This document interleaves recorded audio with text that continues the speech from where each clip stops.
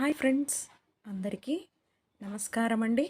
ఇవాల్టి ఈ వీడియోలో మనం రానున్న భోగి పండుగ గురించి, అలాగే భోగి పళ్ళను ఎందుకు పోయాలి, ఎలా పోయాలి, ఎప్పుడు పోయాలి, ముందుగా ఎవరు పోయాలి, ఆనవాయితీ లేని వాళ్ళు భోగి పళ్ళను పోయవచ్చా, అలాగే ఆ రోజు పాటించవలసిన నియమాలు, భోగి పళ్ళను పోసిన తరువాత ఏమి చేయాలి అన్న విశేషాలను ఈ చూడబోతున్నాము. 2026వ సంవత్సరంలో భోగి పండుగ 14వ తేదీ బుధవారం రోజున వచ్చింది.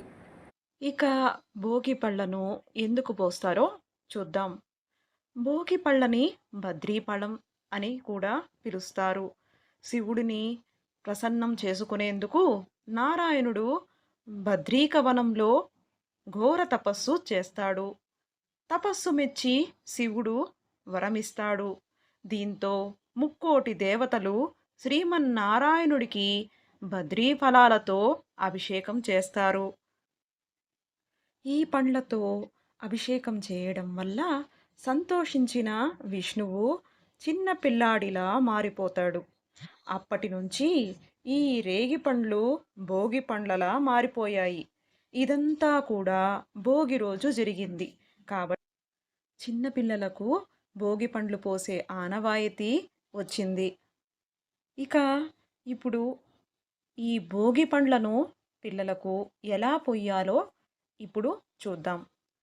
పిల్లలకు భోగి పండ్లను పోసే ముందు కృష్ణుడి విగ్రహం లేదా పటాన్ని అందంగా అలంకరించాలి.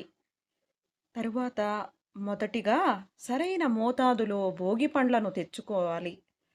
3 నుంచి 4 గంటల ముందు శనగలను నానబెట్టుకోవాలి. ఇప్పుడు భోగి పండ్లను నానబెట్టిన శనగలను రెండింటిని కలుపుకోవాలి. అలాగే కొన్ని చిల్లర నాణేలు కూడా అందులో వేయాలి.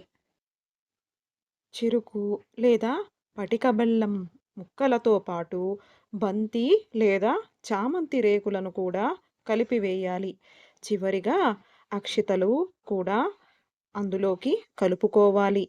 పిల్లలకు భోగి పండ్లు పోసే ముందు కృష్ణుడికి భోగి పండ్లతో అభిషేకం చేయాలి. శ్రీకృష్ణుడికి అభిషేకం చేసేటప్పుడు 3 సార్లు సవ్య దిశలో, అలాగే అపసవ్య దిశలో చుట్టి పోయాలి. అలాగే స్వామివారికి పాలు కూడా నివేదించాలి. ఈ భోగి పండ్లు సూర్యాస్తమయం అవ్వకముందే పోయాలి. కాబట్టి సాయంత్రం 5 గంటల లోపు పోస్తే చాలా మంచిది. ఇక పిల్లల్ని చక్కగా స్నానం చేయించి ఆ తరువాత తూర్పు ముఖంగా పీట మీద కూర్చోబెట్టాలి.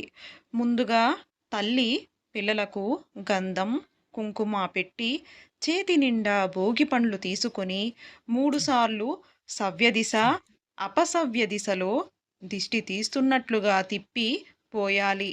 ఆ తరువాత అక్షింతలు వేసి హారతి కూడా ఇవ్వాలి. ఇక ఈ భోగి పండ్లను ఏ వయసు పిల్లల వారికి పోయవచ్చునో చూద్దాం. ఈ భోగి పండ్లను 11 ఏళ్ల వయసు వరకు పోస్తారు. మొదటిసారి పిల్లలకు భోగి పండ్లను పోస్తున్నట్లయితే వయసు బేసి సంఖ్యలో ఉన్నప్పుడు మొదలు పెట్టాలి. ఇలా చేయడం వల్ల ముక్కోటి దేవతల ఆశీర్వాదాలు లభించి ఎలాంటి అనారోగ్య సమస్యలు రాకుండా ఉంటాయని చెబుతారు. ఆ తరువాత ఇంట్లో ఉన్న మిగతా పెద్దవారు కూడా ఇదే విధంగా చేయాలి. ఇంటికి ఎవరైనా వస్తే వారికి తాంబూలం కూడా ఇవ్వడం చాలా మంచిది. ఇక ఆనవాయితీ లేనివారు భోగి పళ్ళను ఈ విధంగా పిల్లలకు పోయవచ్చునా అంటే తప్పకుండా చేసుకోవచ్చు. చివరికి దిష్టి భోగి పండ్లను ఏమి చేయాలో చూద్దాం. దిష్టి తీసిన భోగి పండ్లను ఎవరు తినకూడదు.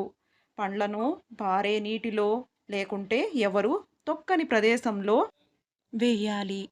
ఇక కాయిన్స్ని పేదవారికి పంచిపెట్టినట్టయితే చాలా మంచిది. ఫ్రెండ్స్, మీకు గనక ఈ వీడియో నచ్చినట్లయితే లైక్ చేయండి, షేర్ చేయండి, సబ్స్క్రైబ్ చేసుకోండి. మరిన్ని మంచి వీడియోలతో మళ్ళీ కలుద్దాం.